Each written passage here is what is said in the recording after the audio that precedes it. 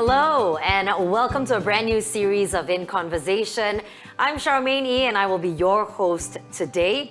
In the studio with me today, I've got two lovely ladies, of course, with the title.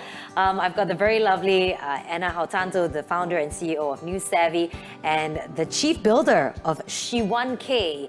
We have the very, very lovely Christina Teo here to discuss really how, as women, we can gain financial freedom, right? Yeah. Do you think that there are are there many women in the finance industry? And if so, why or why not? I think finance industry is large, right? It is. There's too many pillars we're talking about. So there's a lot of women who, upon graduation, finance industry is one of the top picks. Yeah. I think the way women think about finances are also different. Traditionally, financial media or finance are catered for men. The way they speak, the way they write is always for men, right? So most women, we do not engage with it. It's not very relevant to us. Yeah. So I think that has been changing, and I think that's something that is very encouraging over the past few years. If you look back at men and women, how they view finances is very, very different, right?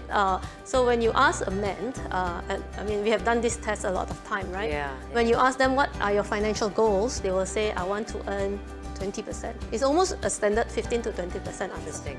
When you ask a woman, it's almost as if there is an emotional and a very important attached to it. So for example, they will say, I want to take care of my parents. I want to provide my kids to go to university. So the way you view money is very different. A lot of studies have confirmed this, that women are just less aggressive in investment, even if they make more money, right? So, and I think as with life and milestones and so forth, sometimes they like to set aside maybe more for emergency funds. For women. Right? Yeah, for women. Yeah, right. So rather than, say, hey, I'm going to want to grow my wealth and make sure that this $10,000 this year is going to multiply a lot more further down the road.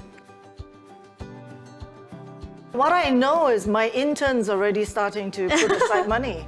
So it's not about how much, right? It's about setting aside a certain percentage of what you earn, small or big. Again, depending on your risk appetite, right? Yes. I mean, whether, interesting. Even your intern is starting. Yes. Interesting. How old is your intern? They're like 20 years old. Okay. Wow. I think what is stopping people is the fear, or people are very cautious, right? So I don't want to get into it. And the other misconception people always have is I need to set up certain sum of money before I start. But that's not true. You can start small. You can invest regularly a small sum. You can start with How 1,000. small though? What is? Oh, sorry, you were about. Yeah. We can actually start with 1,000. I think as little as 1,000.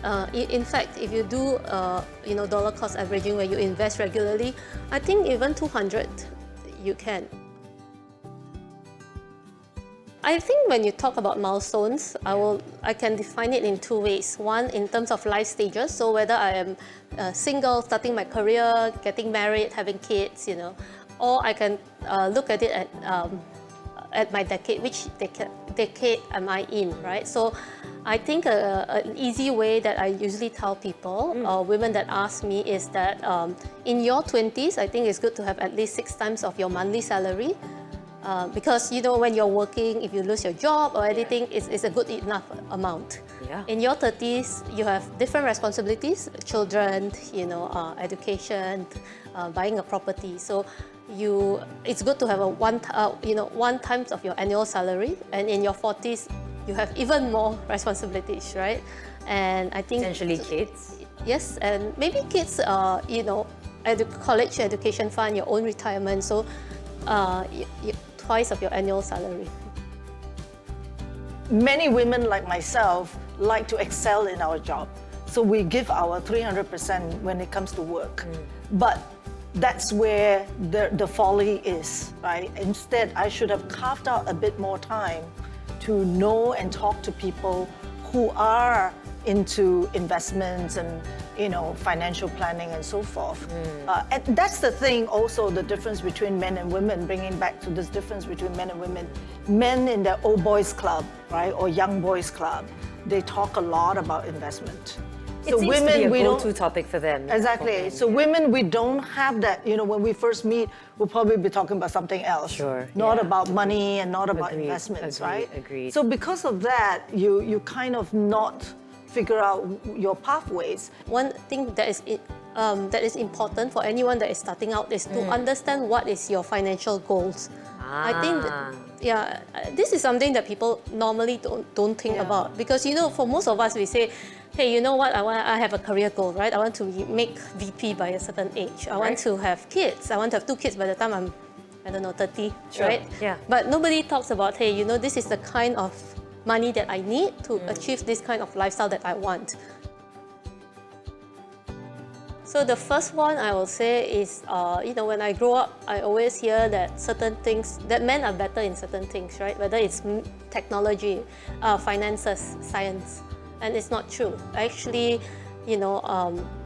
women can be a better investor because women tend to buy and hold. So their time in market is a very big equalizer in terms of investments, whereas men tend to trade more, so they also incur a lot more fees. So I think why women don't invest as much is there's actually a mental block from years and years of, belief that they're not as good. So that's a myth. The second one that I really personally dislike is the whole, like avocado toast, don't buy a latte, because if you save $6 latte every day, you have like, $10,000 of savings by the end of the year. But I think to me that's a bit of a cliche. I mean, it's a very quick bites, but it's personally I don't subscribe to it, because I personally drink a latte a day, and there's no way I'm going to give up my latte. What is important is I look at my other areas in life which I cut down on. So for example, I don't buy clothes at all, right? Yeah. So I think finances and managing your money or budgeting is again an exercise of knowing yourself and making sure that your lifestyle fits to that, instead of following a very standard kind of advice. Is there a community or platform in Singapore where women who are new to investing can come together and learn more about? What we do is very specific, right? But so if people are interested in angel investing in startups, I think She1K provides that safe space, and you're not doing it alone. Because it's very difficult to try to do angel investing alone. But on the other hand, I think there are platforms and communities. I mean, New Savvy. It's a start. Sure. It's a good start. Right? Yeah, and also real women getting together. There are communities. Maybe not as many as we would like to see. And hopefully after an episode like this, the conversation grows. That's the hope, really, right? So till next time, I'm Charmaine E from the beautiful ladies here at the studio, Christina and Anna. We thank you for watching. We thank you for your time. Take care, stay well, and stay safe. Thank you for having us. Thank you. Thank you, ladies.